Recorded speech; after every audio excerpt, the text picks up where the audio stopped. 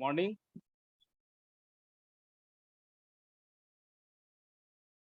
Am I audible? Yes, sir. Good morning, sir.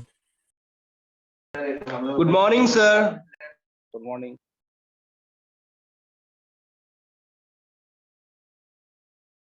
Is it clear? Is it clear to all of you? Yes, sir. It is clear. Okay. Okay, so वो पिछले class में हमने potential distribution over suspension type insulator को discuss किया था, ठीक है। कि हर एक डिस्क के अक्रॉस पोटेंशियल जो डिस्ट्रीब्यूशन हो रहा है वो किस तरह से हो रहा है, ठीक है। तो उसको थोड़ा एक बार रिवाइज कर लेते हैं। देखो,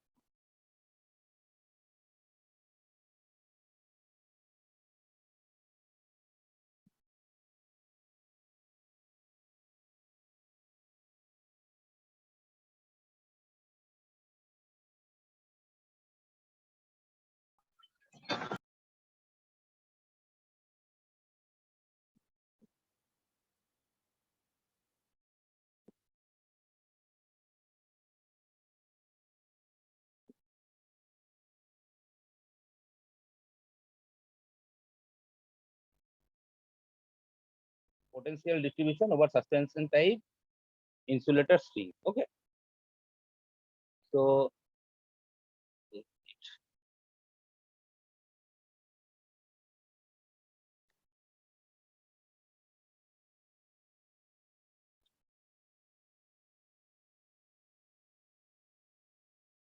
okay, so यहाँ पर एक कॉर्सम है। कॉर्सम के अक्रॉस हमने देखा था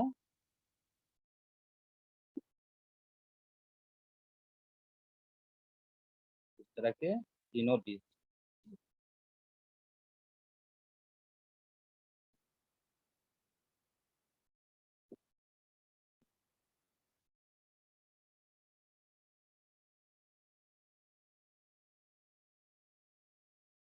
इस तरह के तीनों डिस्क और नीचे ये जो पॉइंट है यहाँ पर कंडक्टर है, ठीक है, लाइन कंडक्टर।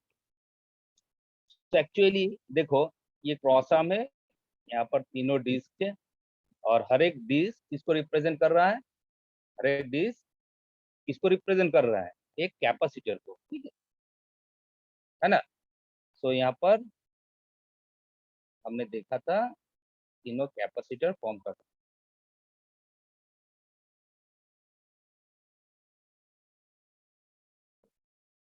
तीनों कैपेसिटर। अब देखो voltage between the conductor and R, इसको हम क्या कहते हैं? इसको क्या कहते हैं?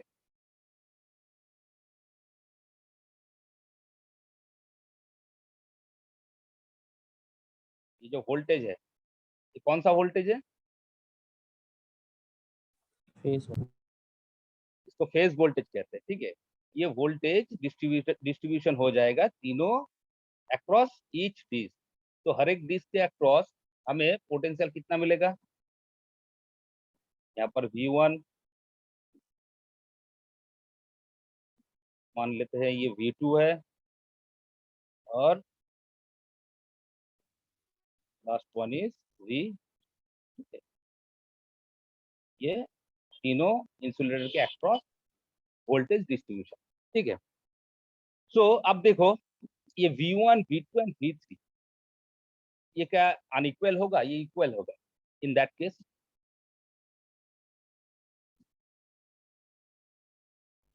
इक्वल होगा कि अनइक्वल होगा? इसका वोल्टेज ये वाला वोल्टेज क्या होगा? इक्वल ही होगा। V3, ये तीनों का वोल्टेज क्या होता है? इक्वल होता है, ठीक है। क्यों इक्वल होता है? ये हमने पिछले क्लास में डिस्कस किया था, ठीक है। और मान लो कि थ्रू स्ट्रिंग जो करंट फ्लो हो रहा है वो आई है। सो तीनों अक्रॉस ईच डिस्क जो करंट फ्लो होगा वो सेम ही होगा, क्योंकि ये सब सीरीज में कनेक्टेड है। देखो यहाँ पर सीरीज में कनेक्टेड है, तो हर एक इंसुलेटर के अक्रॉस, हर एक इंसुलेटर के अक्रॉस जो पोटेंशियल ड्रॉप होता है वो इक्वल होता है। क्यों इक्वल होता है? क्योंकि the capacitive reactance of each brick is same. तीनों तीनों डिस्क के जो कैपेसिटिव रिएक्टेंस होता है वो इक्वल होता है। और हम जानते हैं कि वोल्टेज इज इक्वल टू क्या होता है? Current into capacitive reactance. तो इस दिए ना कैपेसिटर हाँ उसका पैसा दो अपना माइक बंद करो नयन गुप्ता। कैसे बीस वाला है 10 वाला है अच्छा ठीक है तो इसको रख दिया हमको लगा 15 हो गया Nayan Gupta please off your mic. ठीक है, सो ईच कैपेसिटर के अक्रॉस जो पोटेंशियल ड्रॉप होगा, के अक्रॉस जो वोल्टेज होगा वो सेम होगा, क्योंकि voltage is equal to current into capacitive reactance. और यहाँ पर करंट तीनों तीनों जो इंसुलेटर है, तीनों इंसुलेटर में आई करंट ही फ्लो होगा, क्योंकि ये सीरीज में कनेक्टेड है। और हर एक इंसुलेटर का जो कैपेसिटिव रिएक्टेंस है सेम है, क्योंकि उसका जो डायमेंशन है और मटेरियल है वो सेम ही है, तो उसका कैपेसिटिव रिएक्टेंस क्या होगा? सेम ही होगा।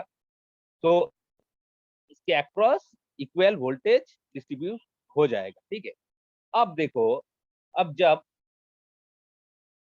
ये आइडियल केस है, ठीक है, लेकिन प्रैक्टिकली ऐसा नहीं होता है। क्यों नहीं होता है? क्योंकि हम जानते हैं कि यहाँ पर टावर रहता है। ठीक है, यहाँ पर क्या रहता है? टावर। ये क्या है? ये है एक्चुअली टावर। ये टावर होता है।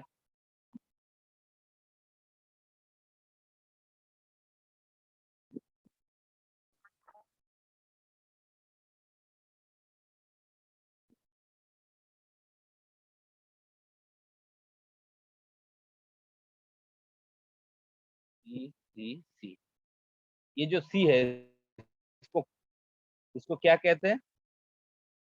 इस कैपेसिटेंस का नाम क्या है?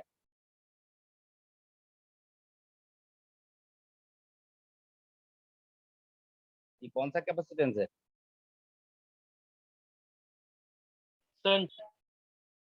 इसको हम सेल्फ कैपेसिटेंस कहते हैं। सेल्फ कैपेसिटेंस, हम सेल्फ कैपेसिटेंस। लेकिन देखो यहाँ पर टावर है, ठीक है, और टावर, टावर मतलब ये तो अर्थ है। और हम जानते हैं कि दो मेटल कंडक्टर के बीच अगर कोई डाइलेक्ट्रिक मटेरियल होता है तो वो कैपेसिटर की तरह बिहेव करता है। जहाँ जैसे कि यहाँ पर हमने देखा, ये एक मेटल कंडक्टर, मेटल, इसके बीच डाइलेक्ट्रिक, तो इसको हम कैपेसिटर मान सकते हैं। ठीक है, तो यहाँ पर भी देखो, ये वाला जो टावर है ये क्या है? ये बेसिकली एक मेटल है, ये भी मेटल है, इनके बीच क्या है? एयर है, तो यहाँ पर भी एक कैपेसिटर फॉर्म करेगा। ठीक है, इस कैपेसिटर को हम क्या कहेंगे? शंट। इसको हम शांट कैपेसिटर कहते हैं। ठीक है, ये क्या है? ये हमारा शांट कैपेसिटर। ठीक है, शांट कैपेसिटर, ये हो गया सीरीज कैपेसिटर। अब देखो, ये इंसुलेटर के ऊपर यहाँ पर जो वोल्टेज डिस्ट्रीब्यूशन हो रहा है उसके ऊपर इफेक्ट कौन डालेगा? ये शांट कैपेसिटर।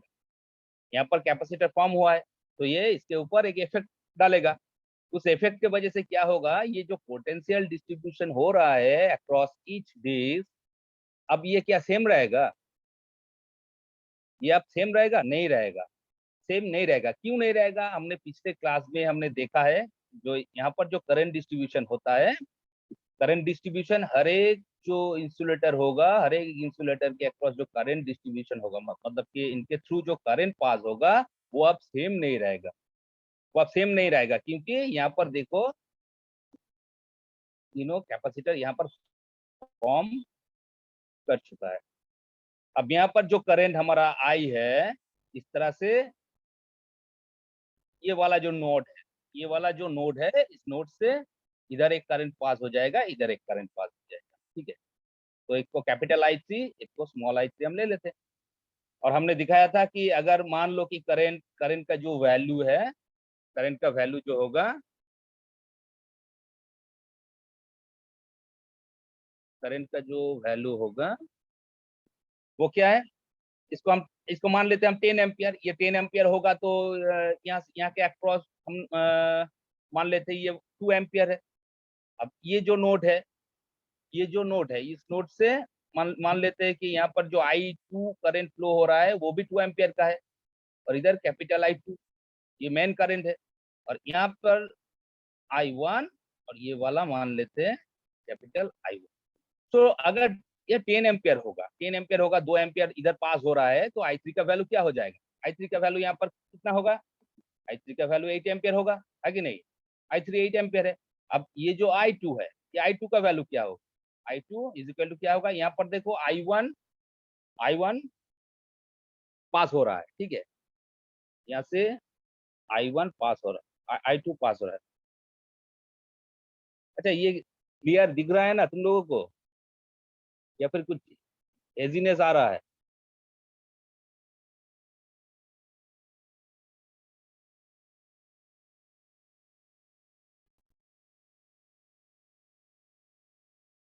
मुस्कान, क्लियर है सर। क्लियर है? Yes, sir, clear है। अच्छा ठीक है। यहाँ पर बहुत नेटवर्क का इशू है, इसलिए हम पूछ रहे हैं, ठीक है। अच्छा चलो देखो, ये I1 है, तो ये यहाँ पर I1 अगर 2 एम्पियर होगा, तो ये जो मेन I1 कैपिटल I1 है, इस I1 का वैल्यू, I2 का वैल्यू यहाँ पर क्या होगा? 8 माइनस 2, मतलब ये 6 एम्पियर का हो जाएगा। I1 4 एम्पियर का होगा। देखो, हर एक डिस्क के थ्रू जो करंट फ्लो हो रहा है, अब वो सेम नहीं है। तो अगर करंट का वैल्यू सेम नहीं होगा, तो इसके अक्रॉस जो वोल्टेज ड्रॉप होता है वो क्या सेम होगा? वो सेम नहीं होगा। क्यों? क्योंकि हर एक जो कैपेसिटर मतलब हर एक इंसुलेटर के अक्रॉस जो वोल्टेज ड्रॉप होगा, यहाँ पर अनइक्वल होगा। क्यों? क्योंकि कैपेसिटर का जो कैपेसिटिव रिएक्टेंस है, ये हर एक जो सीरीज, देखो यहाँ पर जो सेल्फ कैपेसिटर लिया है हमने, सेल्फ कैपेसिटर, तो ये तीनों कैपेसिटर का जो रिएक्टेंस होता है वो सेम होता है, लेकिन करंट का वैल्यू अलग है। तो हम जानते हैं V is equal to I into X C, तो एक्स सी सेम है, लेकिन आई का वैल्यू अगर चेंज हो रहा है तो वोल्टेज का वैल्यू यहाँ पर चेंज हो जाएगा। मतलब हर एक कैपेसिटर के अक्रॉस अब जो वोल्टेज होगा वो इक्वल नहीं रहता है, अब वो इक्वल नहीं रहता है। तो यही जो शंट कैपेसिटेंस का इफेक्ट है, यही है, ठीक है। इस तरह से हर एक कैपेसिटर के अक्रॉस जो वोल्टेज ड्रॉप होता है वो अनइक्वल होता है, ठीक है। तो यहाँ पर कुछ पॉइंट हमें नोट करना है, ठीक है, इसको थोड़ा लिख लो, पॉइंट भी note.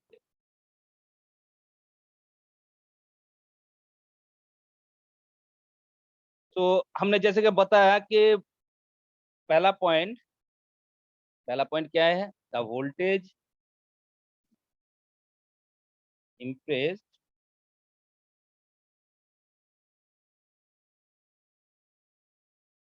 on a string of suspension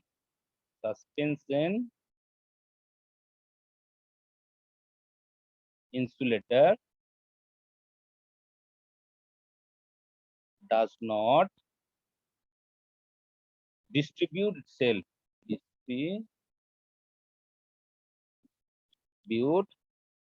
itself itself uniform, okay, uniform across the individual disk. क्यों? Due to the presence of shunt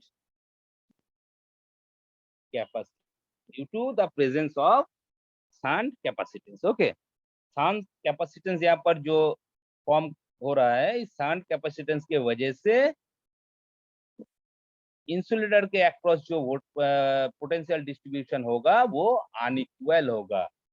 और यहाँ पर कौन सा डिस्क के ऊपर सबसे ज्यादा स्ट्रेस लगेगा बताओ तो। कौन सा जो डिस्क है, तीनों तीनों डिस्क है, ऊपर क्रॉसम है, नीचे क्या है, कंडक्टर है, ठीक है। तो कौन सा डिस्क के ऊपर सबसे ज्यादा वोल्टेज स्ट्रेस लगेगा? थर्ड वाला। थर्ड वाला। क्यों? क्योंकि थर्ड जो इंसुलेटर है, इसके अक्रॉस जो वोल्टेज होगा, इसके अक्रॉस जो वोल्टेज हमें मिलेगा वो सबसे ज्यादा होगा, क्योंकि सबसे ज्यादा करंट ये वाला इंसुलेटर से ही पास होगा, ठीक है। सबसे ज्यादा करंट ये वाला इंसुलेटर से ही पास होगा, जैसे कि यहाँ पर हमने दिखाया 8 एम्पियर। तो लास्ट मतलब नियरेस्ट टू द कंडक्टर जो डिस्क है, उसके ऊपर सबसे ज्यादा पोटेंशियल स्ट्रेस लगता है, क्योंकि वहां पर वोल्टेज सबसे ज्यादा होता है। ये हमने पिछले क्लास में इसको डिस्कस किया था, ठीक है। अब नेक्स्ट जो पॉइंट है, नेक्स्ट पॉइंट क्या कह रहे हैं देख लेते हैं। The disc nearest to the conductor has maximum voltage across it, ठीक है, across it as we move towards as we move towards the corsum, the voltage across each disc goes on decreasing, ठीक है। अगर हम यहाँ से क्रॉसम की तरफ मूव करेंगे तो क्या होगा, वोल्टेज जो होगा वो डिक्रीज करेगा, मतलब नियरेस्ट टू द कंडक्टर सबसे ज्यादा पोटेंशियल होगा, इसके बाद जो होगा कंपैरिजन टू दिस कम होगा, और क्रॉसम के पास जो होगा उसके अक्रॉस जो वोल्टेज मिलेगा वो सबसे कम होगा, ठीक है। तो ये दूसरा पॉइंट है, ठीक है।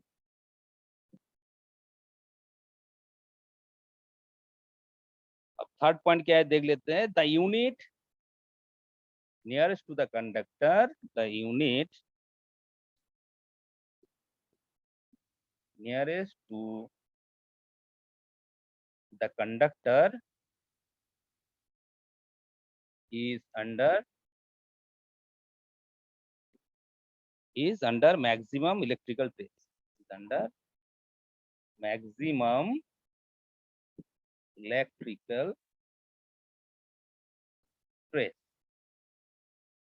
maximum electrical stress, and is likely to be punctured, to be punctured. इसको ये वाला इंसुलेटर जो है, इसको सबसे ज्यादा स्ट्रेस लगता है, सबसे ज्यादा स्ट्रेस लगता है, इसके वजह से ये वाला इंसुलेटर पंक्चर होने का चांसेस सबसे ज्यादा होगा, पंक्चर या फिर फेलियर होने का चांस सबसे ज्यादा होता है, ठीक है। ये थर्ड पॉइंट है। अब फोर्थ पॉइंट को देख लेते हैं। फोर्थ पॉइंट क्या कह रहा है? अच्छा, अब बताओ तो, एक क्वेश्चन हम पूछ रहे हैं सबको। यहाँ पर जो कंडक्टर है, इसके थ्रू ट्रांसमिशन लाइन में, इसके थ्रू कौन जो करंट फ्लो हो रहा है या फिर जो पावर ट्रांसफर हो रहा है, वो उसका नेचर क्या है? उसका नेचर क्या है, अल्टरनेटिंग है या डायरेक्ट है?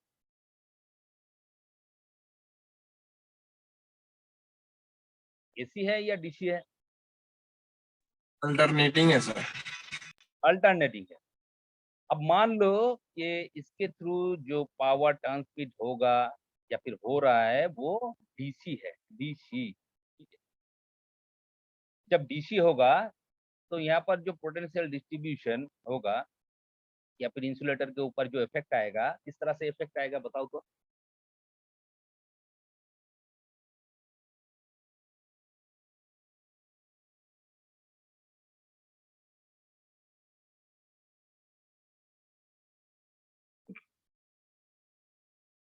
बताओ।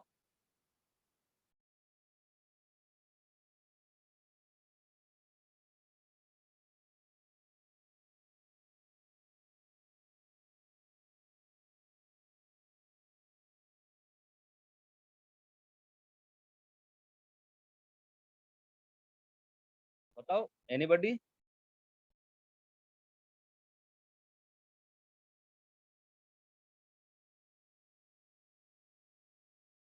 अमित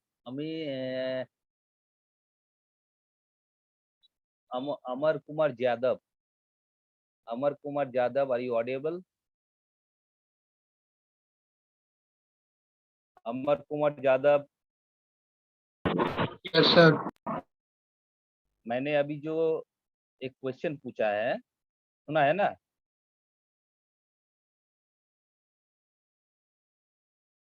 सुना है कि नहीं?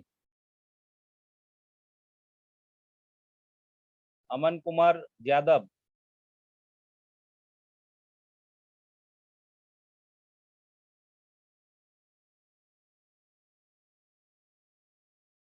Are you audible?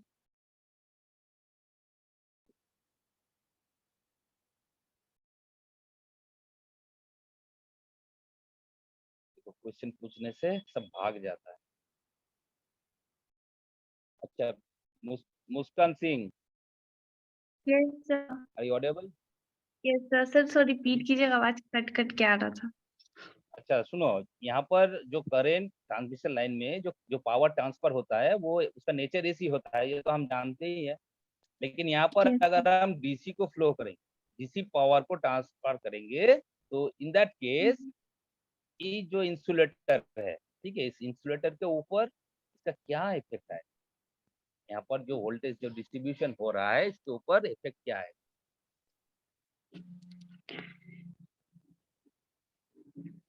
सर नहीं पता। किसी को नहीं पता? Yes, sir. Can I? हाँ प्लीज प्लीज।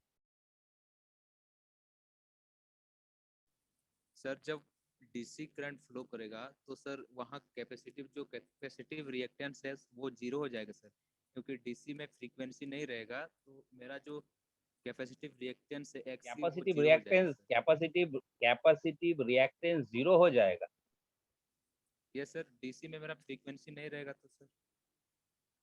तो बताओ तो कैपेसिटिव रिएक्टेंस का जो फॉर्मूला है या फिर इक्वेशन है, बताओ विक्रम हालता, बताओ। सर एक्सी इक्वल टू हो जाएगा 1/ओमेगा c। Omega C. तो यहाँ पर यस एक्सी का वैल्यू जीरो कैसे हो रहा है ये बताओ? सर ओमेगा इक्वल टू हो जाएगा सर 2πf और f equal to 0। Okay, omega is equal to 2πf C. Yes sir. अब बताओ और क्या हो रहा है? फ्रीक्वेंसी मेरा जीरो हो जाएगा सर। अच्छा, फ्रीक्वेंसी यहाँ पर जीरो हो रहा है। फ्रीक्वेंसी अगर जीरो होगा, एक्सी का वैल्यू जीरो होता है? नो सर, इनफाइनाइट हो जाएगा सर। जीरो होगा फ्रीक्वेंसी का रिएक्टेंस का वैल्यू? नहीं सर। तो जीरो क्यों बताया? तो क्या होगा यहाँ पर एक्सी का वैल्यू? इनफाइनाइट हो जाएगा सर। इनफाइनाइट। हम जानते हैं कि डीसी में क्या होता है, यहाँ पर फ्रीक्वेंसी नहीं रहता है। डीसी का कर्व हमने देखा है ना, कुछ इस तरह से बनता है ना? कुछ इस तरह से बनता है। जैसे कि एसी के लिए हमने देखा ये साइनोसॉइडल या फिर ट्रायंगल बहुत सारा कर्व बनता है, लेकिन हमारा जो अल्टरनेटिंग करंट है उसका जो कर्व होता है साइनोइड। लेकिन डीसी के लिए हमने देखा स्ट्रेट लाइन। क्यों? क्योंकि यहाँ पर कोई फ्रीक्वेंसी नहीं है। यहाँ पर फ्रीक्वेंसी कितना है? फ्रीक्वेंसी का वैल्यू होता है जीरो। तो फ्रीक्वेंसी अगर जीरो हो जाएगा, यहाँ पर एक्सी का वैल्यू जो होगा इनफाइनाइट है। तो ये जो एक्सी अगर इनफाइनाइट होगा तो पोटेंशियल ड्रॉप जो यहाँ पर जो वोल्टेज होगा या फिर इसके थ्रू जो करंट पास हो रहा है वो क्या होगा? बताओ, इसका कोई इफेक्ट आएगा? ये जो कैपेसिटर है, अब ये वाला जो कैपेसिटर होगा इनका कोई इफेक्ट आएगा? नहीं आएगा। इन दैट केस इनके ऊपर ये जो शांत कैपेसिटेंस है इनका इफेक्ट अब नहीं होगा। क्यों नहीं होगा? क्योंकि यहाँ पर एक्सी का वैल्यू इनफाइनाइट हो रहा है। इनफाइनाइट हो रहा है, सो सारा का सारा करंट इसी अक्रॉस ये जो मेन हमारा स्ट्रिंग है इस लाइन के थ्रू पास करेगा। है ना, इन लाइन के थ्रू पास करेगा। क्या विक्रम हंसदा? ठीक है, यस सर। यस। सो यहाँ पर हम लिख सकते हैं if the voltage impressed across the string where DC, then voltage across each unit would be the same. Voltage across each unit would be the same. It is because insulator capacitance are ineffective for this. Okay, it is because insulator capacitances are ineffective for DC. ये बात को याद रखना, ठीक है। ये एक MCQ question भी है, तुम लोगों को पूछा जा सकता है कि अगर यहाँ पर जो कंडक्शन हो रहा है इसका नेचर डीसी है तो इस इंसुलेटर के ऊपर वोल्टेज का क्या इफेक्ट आएगा, ठीक है, या फिर पोटेंशियल डिस्ट्रीब्यूशन यहाँ पर जो हो रहा है वो किस तरह से होगा, ये क्वेश्चन आ सकता है। तो इसका आंसर क्या होगा? Voltage across each unit would be the same because insulator capacitances are ineffective for DC, ठीक है।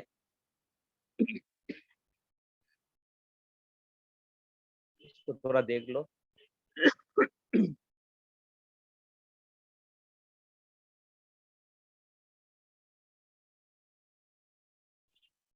ओके ओके,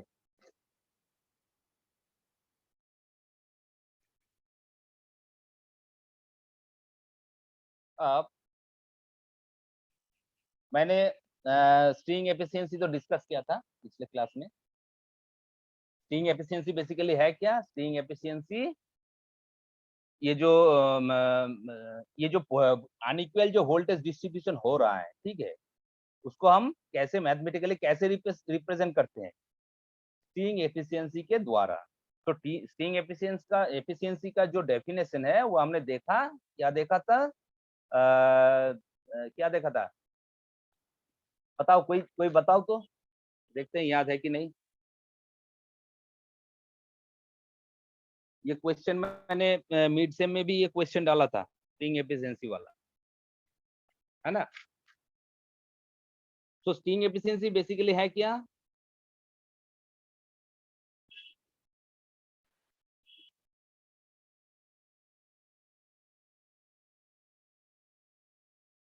बताओ। Sum of all the voltage across all the capacitor by n times the voltage in the capacitor closest to the conductor. I can't hear you properly.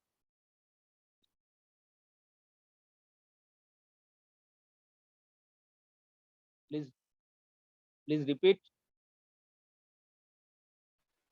Sum of all the voltages across all the capacitor by n times the voltage across the capacitor nearest to No, the conductor. it is the ratio. मैंने क्या बताया? ये तो एक ratio है। Yes, sir. किसके बीच में ये रेशियो बनता है?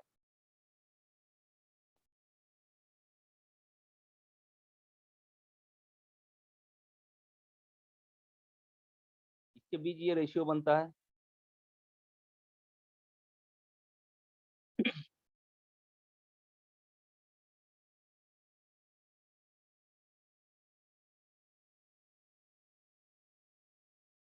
राहुल है क्लास में? Rahul, regular student Rahul.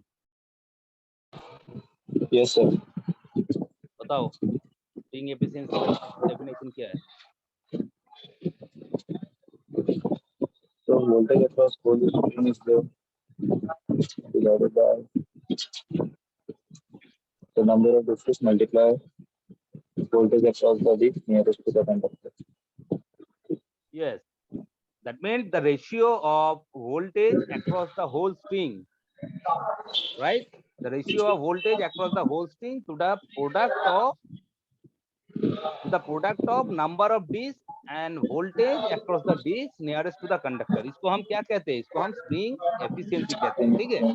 तो स्प्रिंग एफिशिएंसी के बारे में तो हमने पिछले क्लास में डिस्कस किए थे।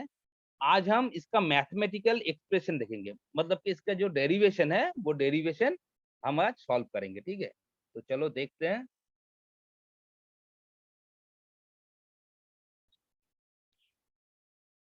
मैथमेटिकल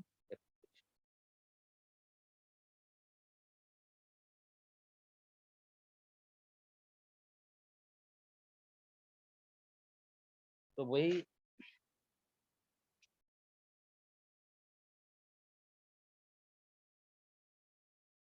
इसी डायग्राम को हमें लेना होगा।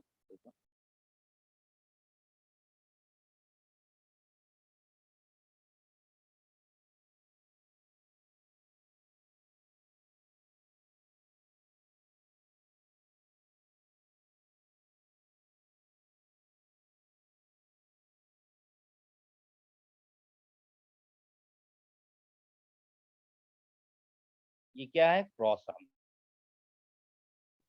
और ये वाला क्या है? सपोर्ट। ओके, आप यहाँ पर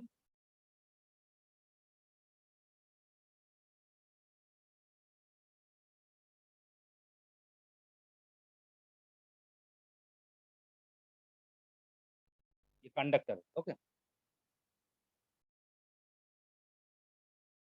अब देखो ये तीनों शंट कैपेसिटर है, ये तीनों क्या है? शंट कैपेसिटर, ठीक है।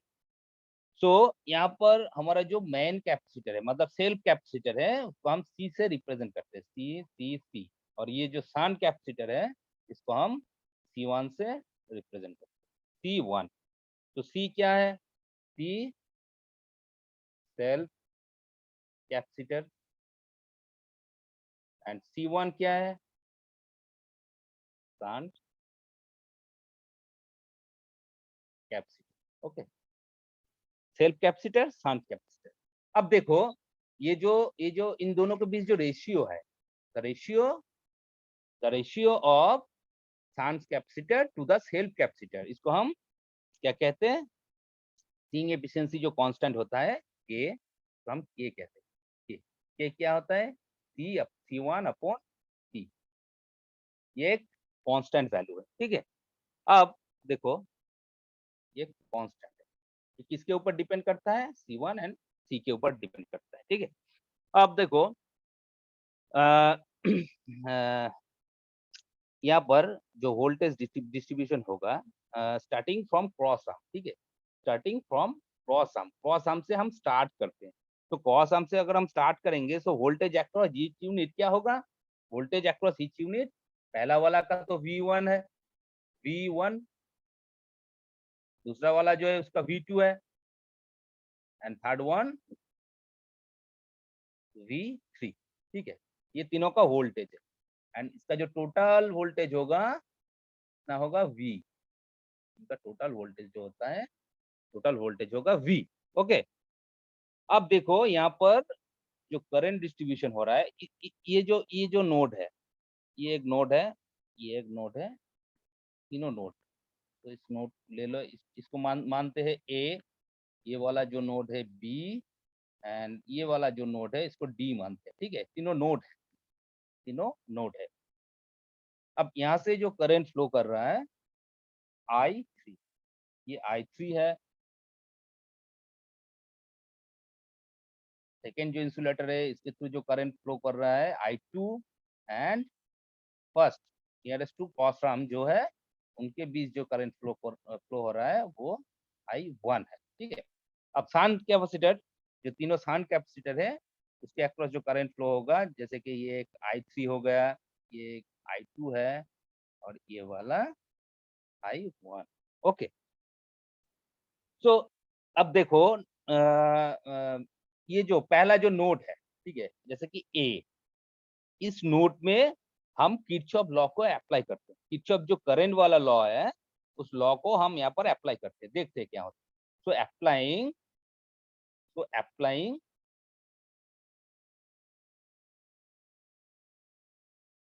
Kirchhoff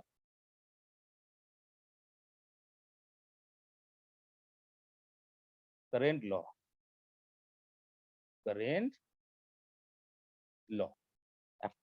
Kirchhoff current law to node कौन सा नोड में ए टू नोड ए। ठीक है, यहाँ पर हम इस पॉइंट पे हम किरचॉफ करंट लॉ अप्लाई कर रहे हैं नोड ए में। ठीक है, node A. So we get क्या मिलेगा हमें, बताओ तो। वी गेट, यहाँ पर अगर किरचॉफ करंट लॉ हम अप्लाई करेंगे तो जो फॉर्मूला बनेगा क्या होगा, हम कह सकते हैं I2 is equal to I1 plus small I1, है ना। ये जो I2 करंट है, I2 करंट नोड ए से क्या हो रहा है, देखो दोनों पार्ट में डिवाइड हो रहा है। एक तो स्मॉल I1 है, एक कैपिटल I1 है। सो यहाँ पर हम लिख सकते हैं I2 is equal to I1 plus I1 small I1, है ना। अब अच्छा देखो, अभी 1 मिनट बचा है। अगर ये लिंक कट जाएगा तो ठीक 5 मिनट बाद फिर से ज्वाइन हो जाना, ठीक है। अब I2 जो है, ये जो I2 को हम क्या लिख सकते हैं, V2 ओमेगा C लिख सकते हैं। V2 ओमेगा C लिख सकते हैं, बताओ तो I2 को। ए राहुल बताओ, लिख सकते हैं। Yes, sir. लिख सकते हैं, क्यों? क्योंकि हम जानते